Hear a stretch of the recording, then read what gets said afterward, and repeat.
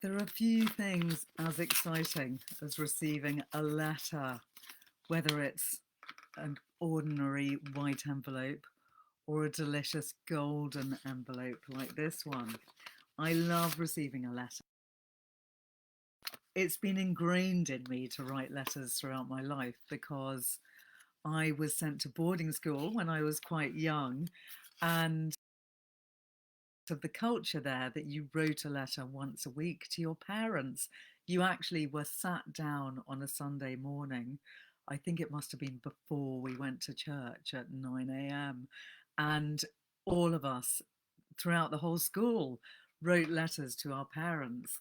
And we also received letters once a week from those parents. And mine were living abroad in far flung countries, such as in Sydney, Australia, Trinidad and Tobago, Finland, and they sent letters religiously once a week, which I still have. And I absolutely loved receiving, and I loved writing the letters. There was something very creative about it. So I've always been a huge fan of letter writing through my life. And recently, my father died, and I received all kinds of very wonderful and beautiful letters, as did my brothers. And we've kept the collection of letters to share with each other. And they've been full of beautiful thoughts about my father and about the letter writer's relationship with my father and so on. And that's been incredibly comforting. And I've loved receiving all those letters. But I wanted to talk tonight about letters in literature because an impactful letter in a novel can be profoundly moving and hugely important to the plot development of that novel. I'm not going to talk about epistolary novels because that's a different kind of session, which I would love to have another time. I love epistolary novels. They're some of my favourite books of all time. And I actually did a session on that topic back in the day when we were first in lockdown on Damien Barr's Literary Salon, which sadly wasn't recorded. So I'm definitely going to do another one at some point in the near future. But meanwhile, I just want to talk tonight about great letters in literature, the ones that either were written and never got, that were sent and caused terrible pain and harm because they were possibly read by the wrong person. They're the ones that give me the most stress, the letters that get into the wrong hands. And I am going to start off by talking about probably one of the most famous recent instances of a letter in a novel which causes enormous dismay and harm, which is in Atonement by Ian McEwan. So in that book, which I won't go into the plot of because I'm sure lots of you know it, and if you don't, I would highly recommend that you read it. It is an absolutely brilliant novel. We have Robbie and Cecilia, who are, in a way, the star-crossed lovers, and there is this profoundly awful and brilliant moment when a letter is written which should never have been delivered, which says, "In my dreams, I kiss your cunt, your sweet, wet cunt. In my thoughts, I make love to you all day long." Sorry about the early bringing in of "See you next Tuesday." 9 o'clock, we are past the witching hour. But it is a really shocking moment when that letter is sent and picked up by the wrong person. And it has a terrible, profound, and long effect on all the characters in Atonement, which is one that actually changes all of their lives, not for the better. I'll just give you a little summary of events. So the story is about Bryony Tallis, a literary, self-important 13-year-old living in an English country estate in 1935. Her cousins have come to stay with her. She has unresolved romantic feelings for Robbie Turner. And it's basically Cecilia and Robbie who are the lovers that get into various knots throughout the book, and they actually write each other letters throughout the book, which are very important, but none is as important as that one in which Robbie reveals his feelings and says that he wants to kiss her. And um, the wrong person picks it up and gets completely the wrong end of the stick, is also finally deeply offended that she's not the one, in essence, who wants to be kissed. And that's what causes endless awfulness for the rest of the book. But I don't want to go into too much detail about it because it's absolutely brilliant. And if I talk about it too much, it will give you spoilers. But it is a story about truth and the nature of truth, the nature of memory, and the way that different ideas, different versions of the truth can be interpreted. And it's also a book in which letters are of enormous importance and have huge aspects of carrying the plot. So, another amazing novel. There's so many to talk about in which there are deeply profound and fabulous letters written and received. One that is an epistolary novel, having said that I wasn't going to talk about it, but I must touch upon it, is The Colour Purple by Alice Walker, in which no letters are quite as heartbreaking as Seeley's missives to God in this seminal tale of poverty and violence set in rural Georgia between the two world wars. By the way, if anyone's watching on Facebook, can you tell me what the quality is like? Because it keeps telling me that it's not very good, and I'd love to know what your watching experience is. So leave me a comment if you can. I think on Instagram it's fine, but let me know if there are any technical issues coming along. So The Colour Purple is a story about a 14-year-old uneducated black girl, Seeley, who turns to God because her father, Alfonso, beats and rapes her.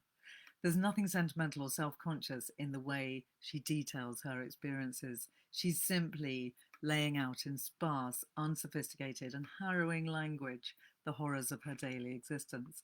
And I'll give you a little example of a letter from Seeley in this book. Dear God, I'm 14 years old. I've always been a good girl. Maybe you can give me a sign letting me know what's happening to me. Last spring, after little Lucius came, I heard them fussing. He was pulling on her arm. She say it too soon, Ponzo. I ain't well. Finally, he leave her alone. A week go by, he pulling on her arm again. She say, now I ain't gonna. Can you see? I'm already half dead and all of these children. She went to visit her sister doctor over Macon, left me to see after the others. He never had a kind word to say to me. Just say, you're gonna do what your mammy wouldn't. First he put his thing up against my hip and sort of wiggle it around. Then he grabbed hold of my titties. Then he put his thing inside me. When that hurt, I cry. He start to choke me, saying, you better shut up and get used to it. So that's a rather harrowing letter from Seeley in The Colour Purple by Alice Walker. And it's a book that pulls no punches. It carries on very much in the same vein, but actually, ultimately, it is a novel of overcoming such awful hardship and such abuse at the hands of her father. And it becomes a very uplifting book, and it's all told in letter form. So that's going against the general idea of this evening, which is not epistolary novels, but I just had to mention that one because it's such a fantastic novel. And the one that always gets me every time, the one that for me is the epic, most awful unsent letter ever in the history of literature, is the one in Tess of the D'Urbervilles by Thomas Hardy, which, if you haven't read recently, do go back and read it because it's so good. So Tess, for people that don't know, is a young woman, I think she might be 18 when everything starts going wrong in her life, who has been sent by her mother to go to a very rich family who her mother believes are her relatives. And Tess gets caught up with the evil, mean, ambitious, and awful Alec d'Urberville, who effectively rapes her. And sorry, I didn't realise this evening was going to be so full of a dark side, but clearly it's all coming out with the letter writing. Anyway, Tess is raped and gets pregnant, has a child, names the child Sorrow, not to give you too many spoilers, and still is loved and loves another man called Angel after this disaster with Alec d'Urberville. And she's about to be married to Angel, but she realizes that she ought to confess to him. So she writes him a letter telling him everything about what happened to her previously, which I've just got to add was not her fault. She was an innocent girl who was raped by an older, awful man, Alec d'Urberville. And she confesses it to Angel Clare in a letter which she pushes under his doormat, or she pushes it under his door. It goes under the doormat. Of course, he never receives that letter. It remains under the doormat forevermore. And Tess assumes that he's received the letter and forgiven her, but it becomes apparent that he's never read the letter, and then she confesses it to him instead, face to face, and that is her downfall. And it's really interesting the way the letter would have been a kind of barrier between them, like a kind of safety barrier. Had he received the letter, maybe he would have reacted better than he did when she actually told him about what had happened. Because when she does tell him face to face, he is utterly unforgiving, and it's a really terrible moment.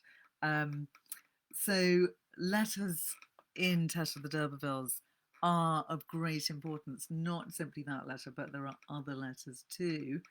So in the earlier section of Tess, the characters are mostly with each other all the time, so there's not that much opportunity for letters. But in the second half of Tess of the D'Urbervilles, where absence is a growing factor because Tess has to effectively survive and make it on her own without going into too much detail about the story, letters become more frequent, but Angel expressly forbade Tess to write to him after her first confession. And Hardy uses letters to suggest non-communication, interestingly. So often letters can actually imply a lack of communication, which I suppose is obvious because a letter is being instead of a face-to-face communication, but they actually represent a fatal non-communication between people. And I'm going to read you a letter from Tess, written from Tess to her husband, Angel, once they have stopped talking to each other. My own husband. Let me call you so. I must, even if it makes you angry to think of such an unworthy wife as I. I must cry to you in my trouble. I have no one else. I'm so exposed to temptation. Angel, I fear to say who it is, and I do not like to write about it at all, but I cling to you in a way that I cannot think. Can you not come to me now at once before anything terrible happens? Oh, I know you cannot, because you are so far away. I think I must die. If you do not come soon, or tell me to come to you, the punishment you have measured out to me is deserved. I do know that, well deserved. Though it's not, let me just point out. And you are right, and just to be so angry with me. But Angel, please, please not to be just. Only a little kind to me, even if I do not deserve it. And come to me. If you would come, I would die in your arms. I would be well content to do that, if so be you had forgiven me.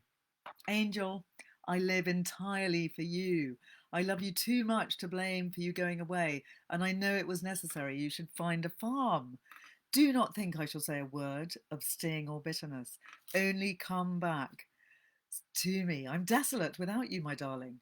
Oh, so desolate. I do not mind having to work, but if you will send me one little line and say, I am coming soon. I will bide on, angel. Oh, so cheerfully.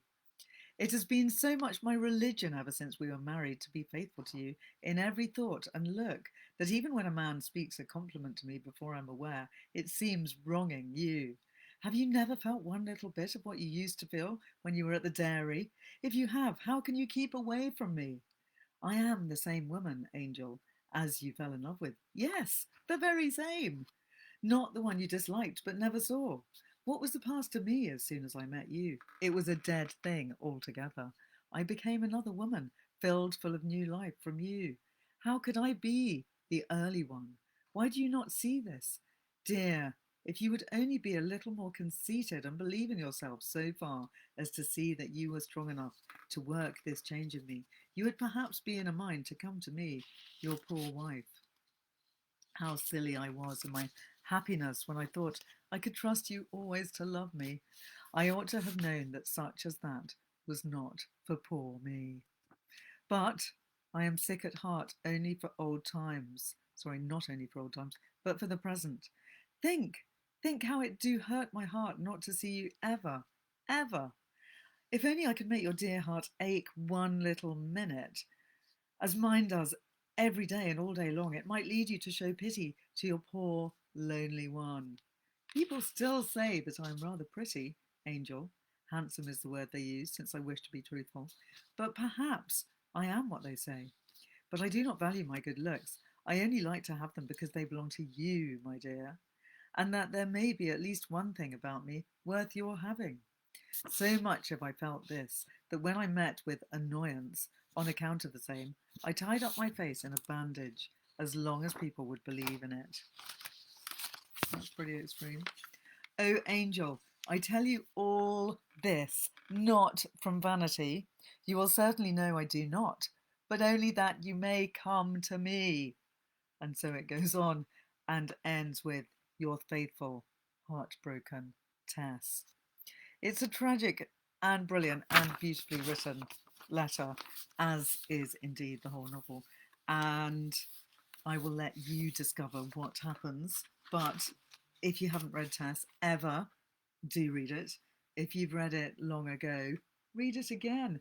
This is a really cheesy version of the cover Roman Polanski film. There's definitely been at least one more version since this was published in 1974. Quite an old book.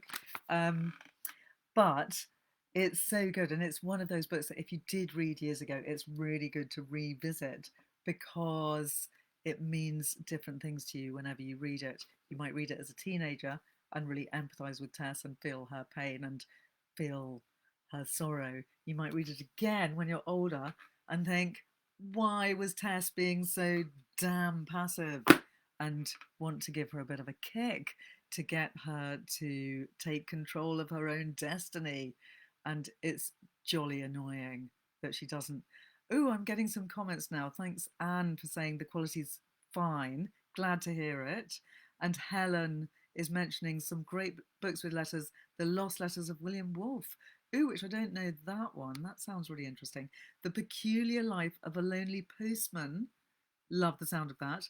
The Lost Art of Letter Writing. Got to read that. And 84 Charing Cross Road, which is an amazing book, which I will definitely talk about another time. So, Helen, thanks for all those. That's really a great selection. Aren't there just so many brilliant letters in novels to talk about?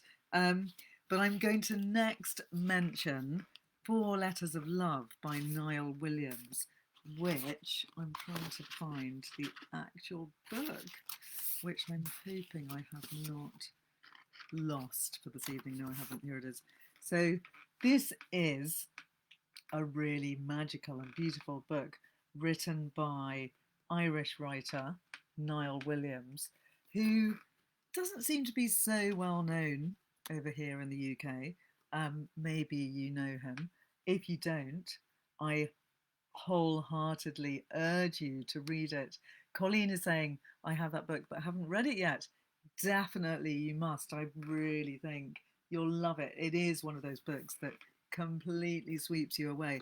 It's incredibly romantic and quite heart-wringing, to say the least. And I also particularly love it, and have probably mentioned it in other sessions, because it's about a painter, about a man who is struck by God, or believes that he has been, and told by God to go and paint.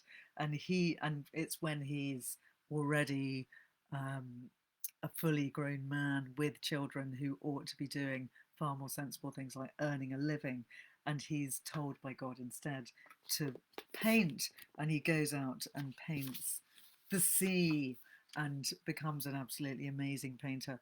But it's a book with a lot of tragedy in it, so I'll just read you a little bit about it. The novel's narrator, Nicholas Coughlan, is first encountered at the age of 12 in the year his childhood ends, the year in which God spoke to my father for the first time, he says. William Coughlan, his dad, is a Dublin civil servant who looks touched by something, an impression furthered by the dazzling blueness of his eyes and the fewness of his words. He suddenly stops painting so he can devote himself to painting. I have to do it, he explains to his wife, Betty. It's what God wants me to do. So that completely uplifts the whole family's existence and turns their world upside down, because the dad, William, spends all his time painting the sea and doesn't care about trying to earn them a living in any way whatsoever. And they then descend effectively into poverty. He becomes a kind of stay-at-home Gauguin, abandoning ordinary life for painting trips to the west of Ireland. And God becomes a kind of presence in the Coughlan home, which isn't necessarily a great thing for all the family. When Betty sickens and dies, thick grey drapes of silence are drawn until, after months of squalid living, Nicholas and William are inspired to clean up by one of the numerous dreamlike visitations from the dead that occur throughout the novel. So this is a novel that has quite a lot of ghosts and spiritual aspects to it, but it is essentially a realist novel. It just has a tiny bit of magic realism in a way. So that's one of the main characters, is the son of the painter. Then we also have Isabel Gore, the novel's other main character, who grows up on an island off the Galway coast. She's haunted by her younger brother Sean's disability, which is a spontaneous, seemingly autistic condition that develops when she is 11 and he's 10. Sean is a kind of musical genius, ordinary looking, freckled, with big round ears, and he falls into a fit while singing a jig as she dances up on the cliffs. And though she's experiencing pure joy at that moment, that's when her world begins to change. So this novel is about how those two fall in love, seem destined for each other, but the odds are against them in various ways. And the four letters of love are, of course, the letters that they write to each other. And they're not by any means a substantial part of the novel, unlike many other books that I'm talking about this evening, where the novels become a major aspect of the book. But I will read you one of them, just so that you get a little bit of a flavour of the passion and amazing romance of this book. It's so romantic, and it's harrowing, brilliant, tragic, and surprising. Dear Isabel, I write these words not knowing if you will read them. I am in your room and cannot sleep. I can do nothing. I've never written a letter like this before. I don't even know if it is a letter, but it's after midnight and I can't stop thinking about you. We returned to the island in the middle of the afternoon. I could hardly speak to your mother when she sat us down in the kitchen. Everything seems unreal now. Did it really happen? Have you ever felt something so powerful and intense that in the moments afterward it seems to be part of your skin itself, part of your smelling and tasting and breathing, and nothing else exists but those moments, those memories? Here you are with me in your room, here tonight. I write that down and close my eyes and sit and wait, and you are here, past and present at the same time, here and not here, Here you are, standing inside the shop door in the long grey cardigan when we bundled inside, a kind of brightness flooding from you, and the way your eyes filled instantly with tears, as if a sharp arrow had struck you. I can hardly believe I'm writing these things to you. The touch, that first touch that was nothing to you, your hand on my arm, as Sean was explaining, and you steadied yourself against me and turned and looked at me. That moment has changed everything for me. How absurd and foolish I feel, even writing that.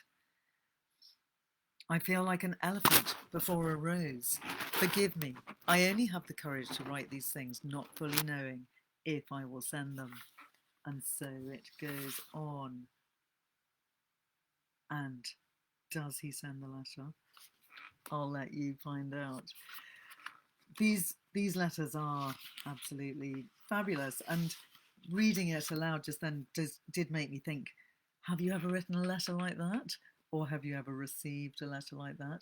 It's a kind of letter that you wish you could write because it's so beautifully written and so expressive and so full of passion and so in the moment, and also so perfectly capturing his feelings. And I do feel that we should all read and write more letters. Helen saying, I adore 4 letters of love, thank you, which I'm very glad to see. It's so good. It's a book to actually go back to because I haven't read it for quite a long time. And I've just noticed that I got a stamp as a bookmark, which must be a sign that was not intentional. I'm going to have to write a letter the minute I finish this session. Who do you write letters to these days? I hope you do still write letters. I know it's something that is becoming increasingly uncommon in the world of email, and email is so much quicker, but letters are so much more romantic. And just as a slight interlude, I'd like to show you this book, Letters of Note, which is a really gorgeous big book compiled by Sean Usher, which is actually, they're not letters from novels, so that's why this is an interlude. It's slightly out of my subject tonight, because these are all real letters from real people with real examples within its pages, which is why it's such a lovely, great big book.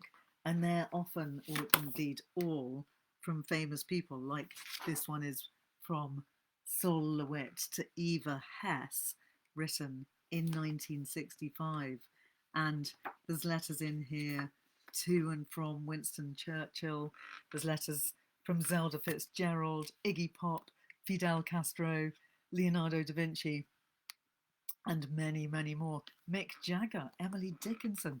So this is a great book for people that want to read real letters. And I will just read you a bit of one, which is fantastic, which is written to Winston Churchill from his wife, Clemmy, in 1940, June 27, 1940. My darling, I hope you will forgive me if I tell you something that I feel you ought to know. One of the men in your entourage, a devoted friend, has been to me and told me that there's a danger of your being generally disliked by your colleagues and subordinates because of your rough, sarcastic and overbearing manner. It seems your private secretaries have agreed to behave like schoolboys and take what's coming to them and then escape out of your presence, shrugging their shoulders. Higher up, if an idea is suggested, say at a conference, you are supposed to be so contemptuous that presently no idea, good or bad, will be forthcoming. I was astonished and upset, because in all those years I've been accustomed to all those who've worked with and under you, loving you. I said this and I was told, no doubt it's the strain. My darling Winston, I must confess that I've noticed a deterioration in your manner, and you're not so kind as you used to be. It is for you to give the orders, and if they're bungled, except for the King, the Archbishop of Canterbury and the Speaker, you can sack anyone and everyone. Therefore, with this terrific power, you must combine urbanity, kindness, and if possible, Olympic calm. You used to quote, On ne règne sur les âmes que par le calme. I cannot bear that those who serve the country and yourself should not love as well as admire and respect you. Besides, you won't get the best results by irascibility and rudeness. They will breed either dislike or a slave mentality, rebellion in wartime being out of the question. Please forgive your loving, devoted, and watchful Clemmy. And then the last line is great. She says, I wrote this at Chequers last Sunday, tore it up, but here it is now. So that's an amazing letter from Clemmy to Winston Churchill. And that was an interlude because I am very much talking about fictional letters this evening, but I couldn't resist sharing this lovely book with you, which is full of real letters from real people, all of them famous and fascinating. So I'm quickly going to close my door because I think I can hear noises from the household coming in, and then I will be back. Don't go away. Sometimes those pesky cats are always opening the door. They have found a way to open the door. I don't know where they are, but they're causing havoc again. Anyway, my next fictional letter that I want to mention to you is another one that had a huge effect on me because it was a letter that was never read. They're the ones that get me. I just can't bear those unread letters in fiction. Obviously, in real life, they're even more painful. I wonder if you've ever had any letters that you didn't read and then found years later and read a letter that you should have got, which might have changed the course of your life if you'd got it at the time. There is one such in One Day by David Nichols, and it's such a great, beautiful, romantic letter. I'm obviously a bit of a sucker for these romantic letters, which we realise never get sent, which is actually totally unbearable. And I'm going to read it to you because it's such a great letter. So, One Day, for anyone that hasn't read the book, is the book that brought David Nichols to fame. And it was written in 1988. Actually, is that true? Was it written in 1988? I think the letter that I'm reading is from 1998. I feel the book was written slightly after that, but I'm not going to be able to find that out quickly. So it's a book about a pair of lovers who meet for the first time on St. Swithin's Day in 1988. Sorry, that's why I'm obsessed with 1988, I think. Anyway, the premise of the book is that we have a slice of life of the two lovers on that very same day, that one day, over the next 20 or so years. And through that premise, we discover what has happened to those lovers over the course of their lives, because we just see them for one day every year, and that reveals what's been happening, whether they're together or whether they're not. And I won't give you spoilers for people that haven't read it or seen the film. The book is obviously a million times better than the film. The film is lovely, but the book is far better. And I'm going to read you this letter because it's a great letter and it's tragic because it never gets sent. And it's quite near the beginning of the relationship because I think they meet for the first time in 1988 and this is a couple of years later. So here we are. This is Dexter writing to M. The thing is, M, running back to the hostel in the rain just now, the rain is warm here, but even some... hang on, am I starting at the right place? Oh, it's quite long. Oh, here we go. Sorry, starting at the right place now. Emma, how are you, Emma? And what are you doing right this second? We're 6 hours ahead here in Bombay, so hopefully you're still in bed with a Sunday morning hangover, in which case, wake up! It's Dexter! This letter comes to you from a downtown Bombay hostel, with scary mattresses and hot and cold running Australians. My guidebook tells me that it has character, i.e. rodents, But my room also has a little plastic picnic table by the window, and it's raining like crazy outside, harder even than in Edinburgh, which, by the way, is where they first met because they were both at university together in Edinburgh. Sorry, should have mentioned that. It's chucking it down, Em, so loud that I can barely hear the compilation tape you made me, which I like a lot, incidentally, except for that jangly indie stuff, because after all, I'm not some girl. I've been trying to read the books you gave me at Easter too, though I have to admit I'm finding Howard's End quite heavy going. It's like they've been drinking the same cup of tea for 200 pages, and I keep waiting for someone to pull a knife or an alien invasion or something, but that's not going to happen, is it?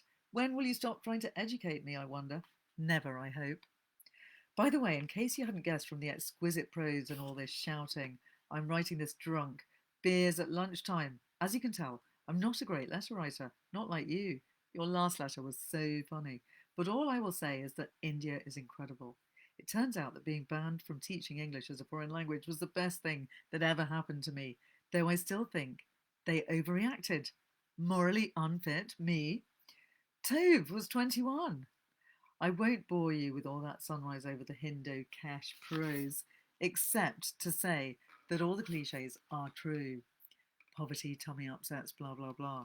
Not only is it a rich and ancient civilization, but you wouldn't believe what you can get in the chemist without a prescription.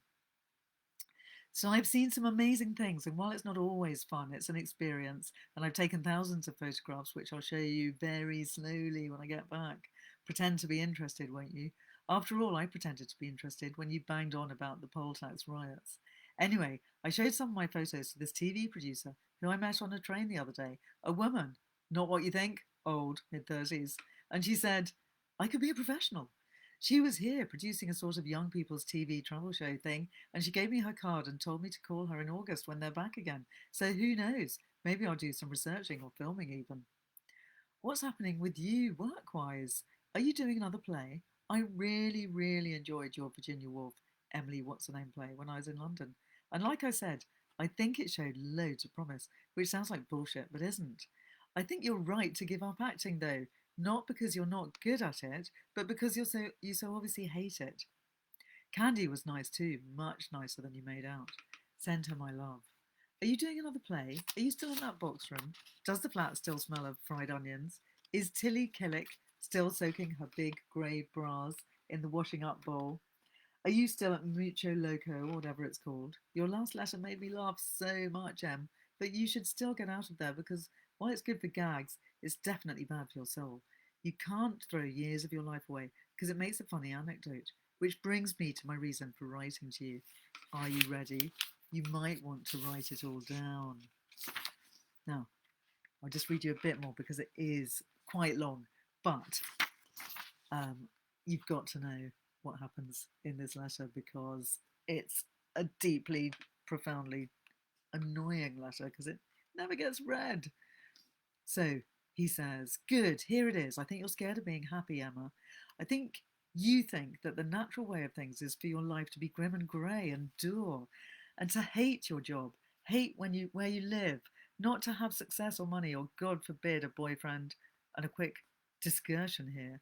That whole self-deprecating thing about being unattractive is getting pretty boring, I can tell you. In fact, I'll go further and say that I think you actually get a kick out of being disappointed and underachieving because it's easier, isn't it? Failure and unhappiness is easier because you can make a joke out of it. Is this annoying you? I bet it is. Well, I've only just started. Em, I hate thinking of you sitting in that awful flat with the weird smells and noises and the overhead light bulbs. Or sat in that laundrette. And by the way, there's no reason in this day and age that you should be using a laundrette. There's nothing cool or political about laundrettes. It's just depressing. I don't know, Em. You're young, you're practically a genius, and yet your idea of a good time is to treat yourself to a service wash. Well, I think you deserve more. You're smart and funny and kind. Too kind, if you ask me.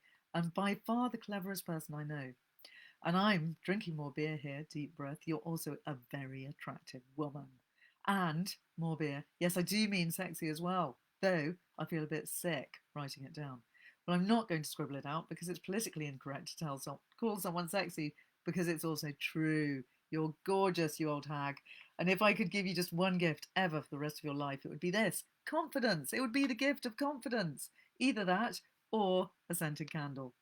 I know from your letters and from seeing you after your play that you feel a little bit lost right now about what to do with your life, a little bit rudderless and aweless and aimless. But that's okay, that's all right, because we're all meant to be like that. At 24, oh, that's old, he is 24. In fact, our whole generation is like that. I read an article about it. It's because we never fought in a war or watched too much television or something. Anyway, the only people with oars and rudders and aims are dreary bores and squares and careerists like Tilly Bloody Killick or Callum O'Neill and his refurbished computers. I certainly don't have a master plan. I know you think I've got it all sorted out, but I haven't. I worry too. I just don't worry about the dole and housing benefit and the future of the Labour Party and where I'm going to be in 20 years' time and how Mr. Mandela is adjusting to freedom. So time for another breather before the next paragraph. And so it goes on. Oh, it's too long. I'm going to have to stop. However, it ends with him saying, essentially, that she must come and join him, that she must get herself out of her dingy grey flat and come and join him in Taj Mahal. But the tragic thing is, because he's 24 and a bit dippy, he loses the letter. Well, he tucks it into his book, which happens to be Howard's End, which she, as it turns out, has given him to read on his journey. And he accidentally leaves that book in a cafe in the middle of nowhere in India. It's found by a really nice woman who's also backpacking around. She finds the book. She reads the letter. She thinks this Emma has to get the letter, but he hasn't put the address on, and it's still sitting in her book 20 years later. I mean, the German woman takes the book home with her back to Germany, and she's still got it 20 years later. And that's just hideously upsetting because Emma never gets that incredibly lovely letter, which could have changed her life had she received it. And so the book continues. That's quite near the beginning of the book. You'll see there's a lot more to happen. And if you don't know the story, you can read it yourselves. Read it and weep, just to warn you. But it is a great and cathartic read. Now I'm going to move on to the next book. I just wanted to mention Tove Jansson's Letters from Clara. So as regular listeners know, I love Tove Jansson, who is the writer of the Moomin novels, and she's also written several adult books, which are all fantastic. She also wrote lots of short stories, and they're all very beautifully written and often quite enigmatic and mysterious and take a lot of returning to, in a way. They're the kind of stories that you want to keep reading to find out more about exactly what they mean. But they're always really great insights into Tove Jansson's world. And Tove Jansson was a pretty miraculous and wonderful woman who was an artist as well as a writer. She painted and illustrated the Moomin books, and her father was also an artist, and she writes quite a lot about her life growing up with her artist father in many of her short stories. And I'll just read you the first little bit of this story, Letters from Clara, which is from an old lady. Dear Matilda, you're hurt that I forgot your ancient birthday. You're being unreasonable. I know you've always expected me to make a special fuss, simply because I'm 3 years younger, but it's time you realised that the passage of years per se is no feather in a person's cap. You ask for divine guidance. Excellent. But before it's granted, it might be a good idea to discuss certain bad habits, which, by the way, I'm no stranger to myself. Matilda, my dear, it's important to remember not to grumble if you can possibly help it. It gives those around you an immediate advantage. I know that you enjoy amazing good health. Thank your lucky stars, but you have a singular capacity to give people a bad conscience by whining, and they pay you back by becoming jovial and treating you as if you no longer mattered. I've seen it. Whatever you want or don't want, couldn't you just shout it out? Shake them up with some strong words, ruffle their feathers, or best of all, scare them a little. I know you can do it. You never knuckled under in the old days. Far from it. And that stuff about not being able to sleep at night, maybe because we take cat naps 8 times a day. Yes, I know. Memory works backwards at night, and every last tiny detail in reverse order. The times we lost our nerve, made were criminally unobservant, and all the social disaster, the irreparably idiotic remarks that everyone else has long since forgotten. It's so unfair to be blessed with a crystal clear memory this late in the day. And backwards. Dear Matilda, write and tell me what you think about these delicate matters. I promise I'll try not to be a know-all. Now, don't deny it. I know that's what you think. You've said so. But I really would like to hear what you do when, for instance, you can't remember how many times you've told someone the same thing. Do you start with, well, as I've said before, or, as I may already have mentioned, or what? Do you have any other suggestions? Do you just keep quiet? And do you allow a conversation to pass right over your head? Do you try to come up with a sensible comment and realise they've changed the subject? Do you save face by insisting that they're just talking stuff and nonsense? Are we genuinely interested in what they're saying or curious? Please tell me that we are. If you write to me, don't use your antediluvian fountain pen. It makes your handwriting impossible to read, and moreover, it's hopelessly old-fashioned. Make them get you a felt pen, medium point, 0.5 millimeters. They have them everywhere. Yours, Clara. P.S. I read somewhere that everything written with a felt pen becomes illegible after about 40 years. How about that? Lovely, don't you think? Or are you contemplating writing a memoir? You know, not to be read for 50 years. Ah, hope you think that's funny. So that's the first of Clara's letters. She then writes to lots of other people, and it's just a great little short story. It's only about 16 pages long, which gives you a fantastic insight into what Clara herself is like. And reading that also made me think of the way that you can say things in a letter that you very likely wouldn't say in real life.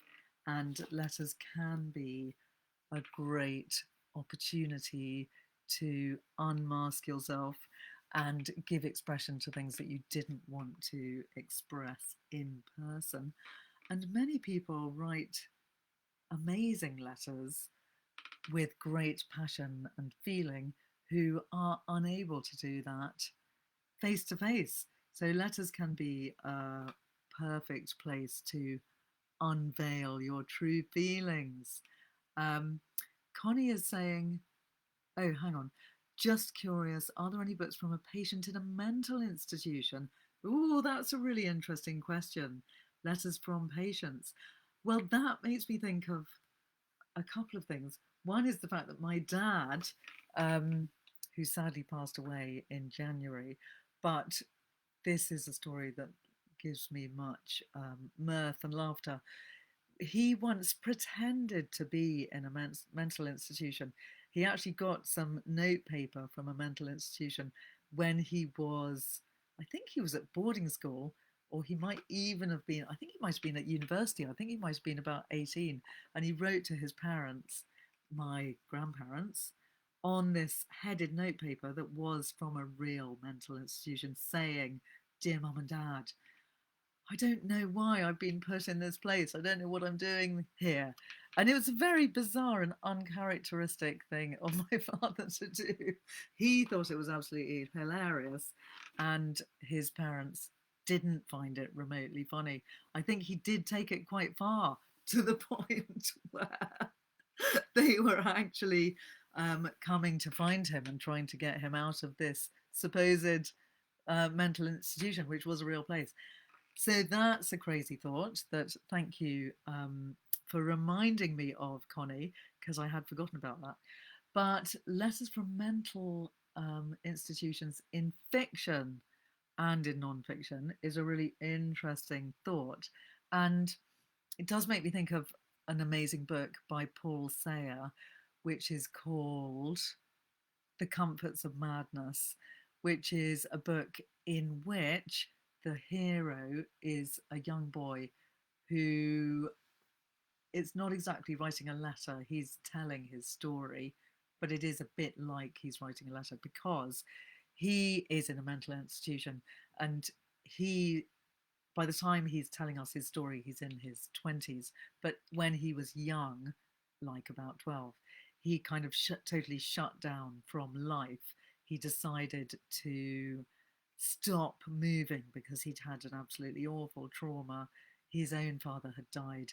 He'd ended up crawling into bed next to his father and huddling down next to his dead father and just shutting off all of his faculties to the point where he literally stopped moving, and he stops moving all of his limbs and slowly basically shrivels himself up, and he eventually stops moving even his eyes and his lips, and he is completely immobile, but his mind is completely active, and he is in a way writing a letter from the mental institution, but it's in his head. So I don't think it really counts because it is his version of events and why he did this. And that's called The Comforts of Madness by Paul Sayer. And it is an absolutely brilliant book, which I thoroughly recommend. It's quite short, and it won the Whitbread Prize, I think, in about 1982. So really brilliant and disturbing. And the writer, Paul Sayer, was also a nurse, a nurse in a mental institution. So he did actually have experience and know what he was talking about. Other letters from patients in mental institutions. I'm going to think about that because that's a really good and interesting question, which I don't know the answer to immediately. There is a great book called Asylum,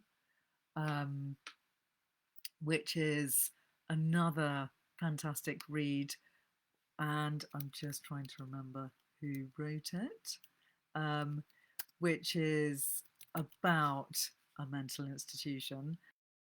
And it's pretty intense, and I don't know if I'm going to immediately find it and tell you who it's by.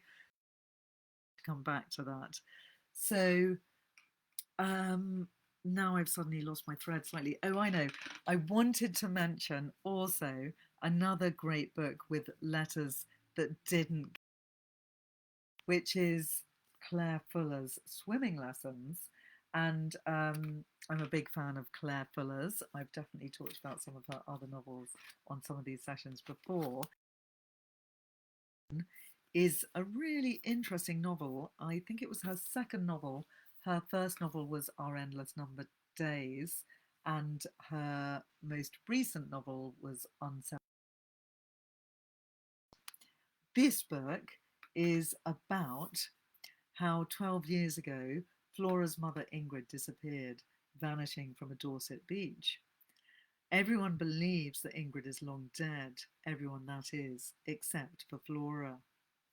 And I'm not going to give you any spoilers, but throughout the book, we find letters from Flora's missing mother, Ingrid, which we are given access to by the author. She places them throughout the book. And these letters are letters that were written by her mother and then placed into the novels on the shelves of their house, of their family home. And so each letter, when it's written, tells you where it was found at the end. So for instance, we have a letter from written in the swimming pavilion, 5th of June 1992 at 4:20 a.m. She was an insomniac, we discover. And then we see that the letter was placed in a book called Prophecy, What Lies Ahead by Oswald J. Smith, 1943. And other letters that we come across are placed in different books on the shelves of the parents' house. I can just imagine doing the same. I mean, not that I want to, because that would seem really sinister and sad if I was writing letters and leaving them inside those books behind me. I would feel a bit like I was living in the short story, The Yellow Wallpaper, and I don't want to go down that route. That's just way too frightening. But it is a rather great aspect of the novel that whenever we read these letters, which of course now I'm not finding any more of. Here we go, just found one. Claire Fuller is clearly having fun with deciding which book to place the fictional letter inside, because she always places the letter inside a book that is in some way relevant or is making a bit of a joke to herself. So, for instance, there's another one I've just found, which is placed in Italian, Teach Yourself, by Lydia Vellaccio and Maurice Elston, 1985. And that definitely will have a reason for why she placed it in Teach Yourself Italian, and so on. So you get the idea, but it is those letters that we read throughout the book that reveal what was happening in Ingrid's life as she was going through the early stages of her marriage before she left. And we get a slow revelation through the book as to perhaps why she decided to leave her family. So that's another great book. Colleen is saying that she's a fan. Excellent. Have you read all her books? I wonder, have you read this one? Do let me know. So that's all for this evening in terms of thinking about letters. I'd love to know if you have any favourite letters in literature. Also, are you letter writers yourselves? If you do love to receive a letter, think about writing one this evening after this session ends, or tomorrow morning.